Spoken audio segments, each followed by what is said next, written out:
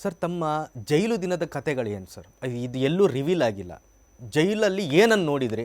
ಪ್ರಪಂಚ ಏನು ಕಾಣಿಸ್ತು ತಮಗೆ?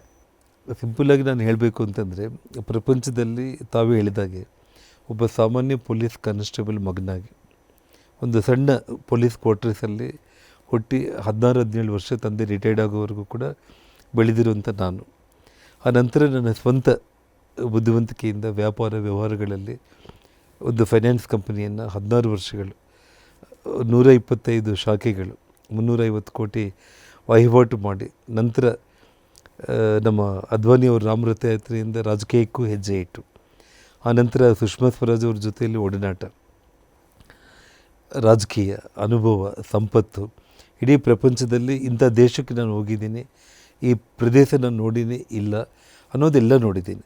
ಸೊ ಒಂದು ಸಣ್ಣ ಪೊಲೀಸ್ ಕ್ವಾರ್ಟರ್ಸಿಂದ ಹಿಡಿದು ಒಂದು ಚಿಕ್ಕ ಮನೆಯಲ್ಲಿ ನಾವು ತಂದೆ ತಾಯಿ 4 ಮಂದಿ ಮಕ್ಕಳು, ಸಣ್ಣ ಪೊಲೀಸ್ ಕ್ವಾರ್ಟರ್ಸ್ ಅಂದರೆ ನಿಮಗೆ ಗೊತ್ತು, ಒಂದು ಹಾಲು, ಒಂದು ರೂಮು, ಒಂದು ಸಣ್ಣ ಕಿಚನ್ನು, ಒಂದು ಬಾತ್ರೂಮ್, ಅಂದರೆ ಅಷ್ಟೇ ಸಣ್ಣ ಮನೆಯಲ್ಲಿ ಬೆಳೆದಿರೋಂಥ ನಾನು ಇಡೀ ಜಗತ್ತಲ್ಲಿ ನಿಮಗೆ ಅಮೆರಿಕ, ಲಂಡನ್ನಿಂದ ಹಿಡಿದು ಎಲ್ಲ ದೇಶಗಳು ಓಡಾಡಿ ದೊಡ್ಡ ದೊಡ್ಡ ಒಂದು ವಿಚಾರಗಳು ಪ್ರಪಂಚ ಎಲ್ಲ ನೋಡ್ಕೊಂಡು ಬಂದಿರುವಂಥ ನನಗೆ ಮತ್ತೆ ಜೈಲಿಗೆ ಹೋಗುವಂಥ ಸಂದರ್ಭದಲ್ಲಿ ನನಗೆ ಆ ತಂದೆ ತಾಯಿ ಜೊತೆಯಲ್ಲಿ ಬೆಳೆದಿರುವಂಥ ಪೊಲೀಸ್ ಕ್ವಾರ್ಟರ್ಸ್ ದಿನಗಳು, ಆ ಎಮೋಷ್ನಲ್ ಅಟ್ಯಾಚ್ಮೆಂಟು, ತಂದೆ ತಾಯಿನ ಪ್ರತಿದಿನ ನೆನೆಸ್ಕೊಳ್ಳೋಂಥ ಒಂದು ಪರಿಸ್ಥಿತಿ, ಮತ್ತು ಒಳಗಡೆ ಇರೋ ಟೈಮ್ನಲ್ಲಿ ನಾನೆಲ್ಲ ಏನು ಮಾಡಿದ್ದೀನಿ ಏನಿಲ್ಲ ಅಂತ ನಾನೆಲ್ಲ ಯೋಚನೆ ಮಾಡಿದಾಗ ನನ್ನ ಬ್ಯಾಲೆನ್ಸ್ ಶೀಟ್ ನಾನು ರೆಡಿ ಮಾಡಿಕೊಂಡ್ರೆ ನಾನೆಲ್ಲ ಒಳ್ಳೆಯದನ್ನೇ ಮಾಡಿದ್ದೀನಿ, ಕೆಟ್ಟದ್ದು ಮಾಡಿಲ್ಲ.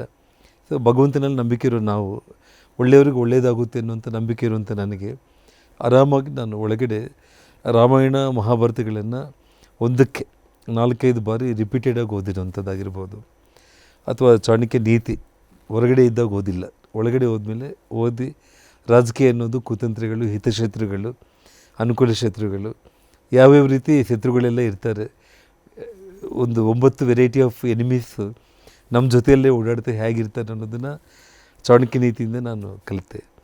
ಮತ್ತು ಚೆಸ್ ಆಡೋದು ನನಗೆ ಗೊತ್ತಿದ್ದಿಲ್ಲ, ಒಳಗಡೆ ಹೋದ್ಮೇಲೆ ಇನ್ನು ಟೈಮ್ ಹೇಗೆ ಕಳಿಬೇಕು ಅನ್ನೋದರಲ್ಲಿ ಎಷ್ಟು ರಾಮಾಯಣ ಮಹಾಭಾರತ ಓದಿ ಏನೇ ಟಿ ವಿ ನೋಡಿದರೂ ಕೂಡ ಆಮೇಲೆ ಚೆಸ್ಸನ್ನು ಕಲಿತೆ. ಚೆಸ್ ಕಲಿತ ಸಂದರ್ಭದಲ್ಲಿ ನನ್ನ ಜೊತೆ ನಮ್ಮ ಶಾಸಕರೆಲ್ಲರೂ ಇದ್ದರು. ನಾಗೇಂದ್ರ ಜೈಲಲ್ಲಿ ಆನಂದ್ ಸಿಂಗ್ ಅವರಾಗಿರ್ಬೋದು, ಅನಿಲ್ ಲಾಡ್ ಅವರಾಗಿರ್ಬೋದು, ಸಾಕಷ್ಟು ಮಂದಿ ಶಾಸಕರು, 40-50 ಮಂದಿ ಇದ್ದರು. ಚೆಸ್ ಆಡೋದನ್ನು ಕಲಿತೆ. ಕೊನೆಯವರೆಗೂ ಚೆಸ್ಸಲ್ಲಿ ನಾನು ಸೋತೇ ಇಲ್ಲ, ನಾನು ಹೊಸದಾಗಿ ಕಲಿತರೂ ಕೂಡ.